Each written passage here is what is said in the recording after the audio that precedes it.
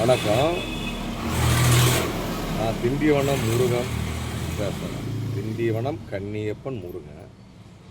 Notebook கடை வச்சுருக்கு 33 வருஷமாக.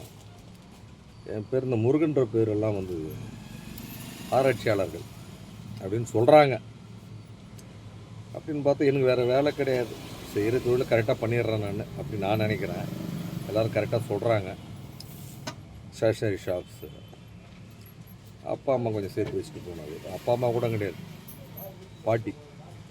பாட்டினா மாடு வச்சுருந்து பால் கறந்து விற்று அவங்க திண்டிவனத்தில் போதுமான அளவுக்கு ஒரே ஆர்டர் சேர்த்து வச்சுட்டு போனாங்க. அது தேவைப்படுறப்ப அப்பப்போ விற்று செலவு பண்ணிப்பேன் நான். எனக்கு எந்த கெட்ட பொருளும் கிடையாது அப்படின்னு நான் நினைக்கிறேன். என்ன ஆகிப்போச்சுன்னு கேட்டால், இந்த ஆராய்ச்சி பண்ண ஆரம்பித்த போது கையில் இருக்கிற காசு எடுத்து கொடுத்துருவேன். அது திருவண்ணாமலைக்கு போவேன். அவங்க ஏன் சாமியாக இருக்காங்க அப்படின்லாம் பார்ப்பேன். தூங்கும்போது அவங்க கையில் என்ன காசு பண்ணி வச்சுட்டு அது ஒரு காரணம். சரி 10 ரூபா. அப்புறம் தான் பிற்காலத்தில் நான் உணர ஆரம்பித்தேன் அது தவறு. அவங்க வந்து சாமியாராக இருக்கிறதுனால அவங்ககிட்ட காசு இல்லாமல் வந்து சாமியார் ஆகல. அவங்கக்கிட்ட கோடியாக பணம் இருந்தும் அவங்க ஒரு அமைதியை தேடி வராங்க. அமைதி ஆசை, அது பெரிய ஆசை. அமைதியாக வேணுன்றது பெரிய ஆசை. எல்லாத்துலேயும் ஆசை இருக்குது. ஆசை இருந்தால்தான் அவன் ஜெயிக்கிறான். வீட்டில் செய்ய வேண்டிய கடமைகளை செஞ்சுட்டு மனைவிக்கு செய்ய வேண்டிய கடமை, பிள்ளைகளுக்கு செய்ய வேண்டிய கடமை, பேரம்பத்துக்கு செய்ய வேண்டிய கடமை முடிச்சுட்டு போதண்டாருன்னும் போது ஆன்மீகத்தில் தேடலுக்கு வராங்க. அதுவும் தப்பு தான். வீட்டில் இருந்தால் ஆன்மீகத்தை தேடணும், குடும்பத்தோடு இருந்தால் ஆன்மீகத்தை தேடணும். வரும்போது ஒவ்வொருத்தருக்கும் ஒரு தேடல் இருக்கு இல்லையா? சொன்னாருன்னா வந்து இருப்பாங்க. நான் அவங்கள கேள்வி கேட்கறது உண்டு. ஏன்னா இந்த கேள்வி கேட்கறது என்னுடைய வேலை. அது பிறப்பின் ரகசியம். ஏன்னாட்டா அது ஆராய்ச்சி பண்ண அப்படி தான் இருப்போம் போல. அது எனக்கு வந்து மாற்ற முடியல. அப்படின்னும்போது ஒருத்தர்கிட்ட கேட்டேன். அவர் பெரிய படிப்பு பிடிச்சவர். அவங்க வீட்டில் 5 பேரா, எல்லாம் பெரிய போஸ்ட்டில் இருக்காங்க. அவங்க வீட்டில் ஒரு 2-3 ஜென்ரேஷனாக அவங்க வீட்டில் யாரும் ஒருத்தவங்க இப்படி சாமியார் ஆகிடுவாங்க. அப்படி போவேன். அப்படி நடந்து போய் ஒவ்வொருத்தரும் பார்க்கும்போது அவங்க ஆக்டிவிஸ்ட் பார்ப்போம். சில பேர் வந்து மதி மயங்கி இருப்பாங்க. என்கிட்ட சாமியார்கள் மதி மயங்கினா தான் அவங்க அது அதுக்கு மேலே சொல்ல முடியாது. நம்ம சில விஷயத்தை அது தவறுன்னு நான் சொல்ல மாட்டேன். எல்லோரும் மதி மயங்கி தான் இருக்கும். நம்ம ஒவ்வொரு விஷயத்தில் பணத்தாசை, பொண்ணாசை, பதவி ஆசை எல்லாத்துலேயுமே நம்ம இருக்கிறோம். பதவி ஆசை இப்போ நான் பேசுகிறது என் ஆசையாக இருந்து பேசுன்றதுலாம் அவங்ககிட்ட பேசுகிறேன். எனக்கு ஆசை உண்டு, எல்லாருக்குமே ஆசை உண்டு. நான் எல்லாத்தையும் திறந்துட்டுன்னு சொல்கிறதுலாம் ரொம்ப தப்பு.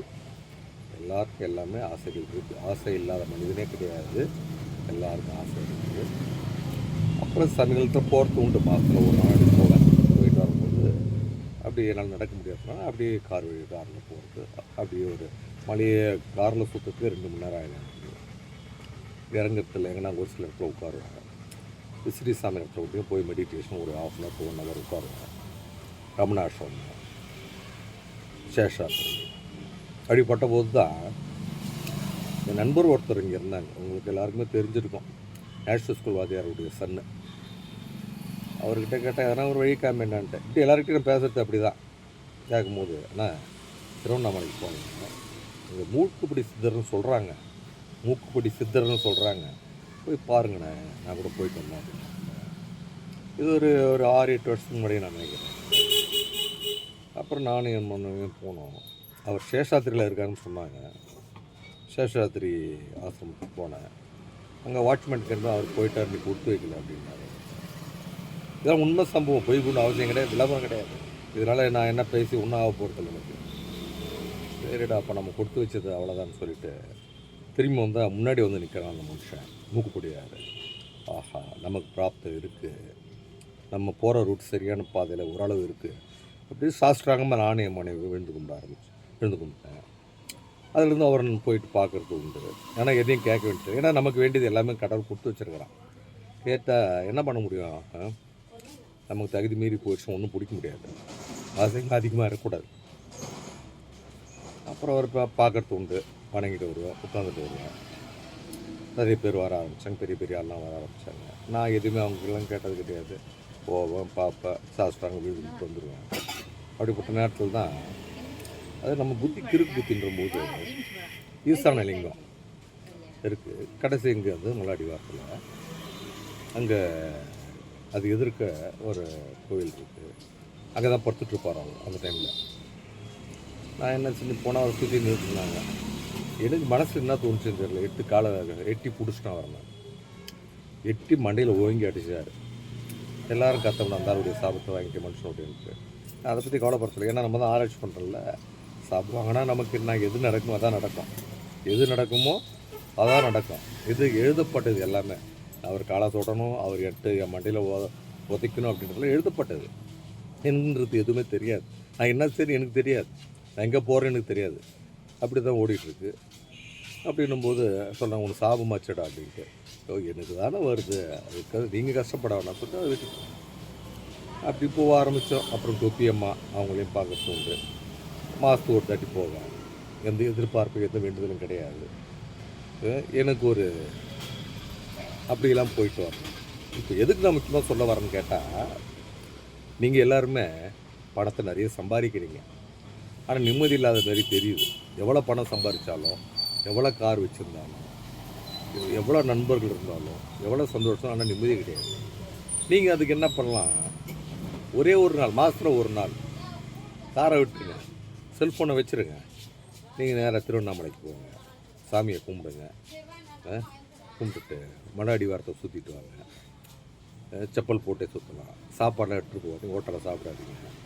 அங்கே எல்லாமே உங்களுக்கு எல்லா ஆசிரமத்துக்கு சாப்பாடு போடுறாங்க. நிறைய பேர் போடுறாங்க. கையேந்தி சாப்பிடுங்க. அப்போ ஒவ்வொரு சாமியாரையும் வாட்ச் பண்ணுங்க. அவங்க என்ன பண்ணுறாங்க, ஏது பண்ணுறாங்க, அவங்களுடைய வாழ்க்கை வரல. உங்களுக்கு வாழ்க்கை என்பது தெரியும். நிறைய பேர் இருக்காங்க. அதில் சமீபத்தில் ஒருத்தர் பார்ப்பேன். நீங்கள் யூடியூப்பில் பார்க்கணும்.